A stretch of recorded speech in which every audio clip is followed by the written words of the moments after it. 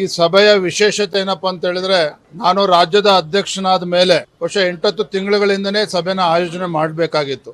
ಕೆಲಸದ ಒತ್ತಡ ಬೇರೆ ಬೇರೆ ಕಾರಣಕ್ಕೆ ಈ ಸಭೆ ಮಾಡೋದಕ್ಕೆ ಸಾಧ್ಯ ಆಗಿರಲಿಲ್ಲ.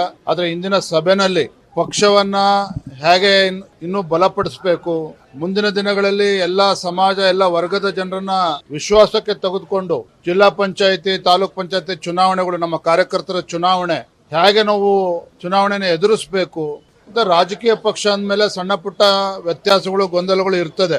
ಅವೆಲ್ಲವನ್ನು ಕೂಡ ಕೇಂದ್ರದ ವರಿಷ್ಠರು ಗಮನಿಸ್ತಾ ಇದ್ದಾರೆ. ಅದು ನಮ್ಮೆಲ್ಲರ ಕರ್ತವ್ಯ. ನಾವೆಲ್ಲರೂ ಕೂಡ ಒಗ್ಗಟ್ಟಾಗಿ ಒಂದಾಗಿ ಪಕ್ಷವನ್ನ ಬಲಪಡಿಸತಕ್ಕಂಥ ಕೆಲಸ ಮಾಡಬೇಕು ಅನ್ನೋ ಸಂದೇಶವನ್ನ ಸನ್ಮಾನ್ಯ ಯಡಿಯೂರಪ್ಪನವರು ಎಲ್ಲ ಹಿರಿಯರು ಕೂಡ ನೀಡಿದ್ದಾರೆ. ಮತ್ತೆ ರಾಜ್ಯದ ರಾಜಕೀಯ ಪರಿಸ್ಥಿತಿ ಬಗ್ಗೆನೂ ಕೂಡ ನಾವು ಚರ್ಚೆ ಮಾಡಿದ್ದೇವೆ.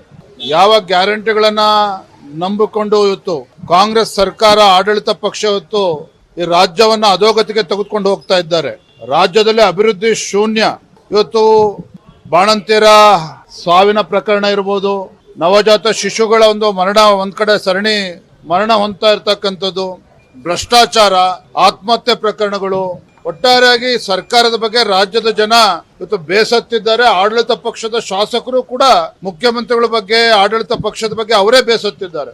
ಹಾಗಾಗಿ ಎಲ್ಲವನ್ನೂ ಕೂಡ ಅರ್ಥ ಮಾಡ್ಕೊಂಡು ನಾವೆಲ್ಲರೂ ಕೂಡ ಒಗ್ಗಟ್ಟಾಗಿ ಹೋಗ್ಬೇಕು ಅನ್ನುವ ಸಂದೇಶವನ್ನ ಇವತ್ತಿನ ಸಭೆಯಲ್ಲಿ ಎಲ್ಲ ಹಿರಿಯರು ಕೂಡ ನೀಡಿದ್ದಾರೆ. ಇವತ್ತಿನ ಸಭೆ ಯಾವುದೇ ರೀತಿಯ ಬಲ ಪ್ರದರ್ಶನ ಆಗ್ಲಿ, ಯಾರನ್ನೋ ಪಕ್ಷದಿಂದ ಉಚ್ಚಾಟನೆ ಮಾಡಬೇಕು ಈ ವಿಚಾರ ಆಗ್ಲಿ, ಇದ್ಯಾವುದು ಕೂಡ ಈ ವಿಚಾರನ ಇಟ್ಕೊಂಡು ಸಭೆ ಸೇರಿರ್ತಕ್ಕಂಥದ್ದಲ್ಲ.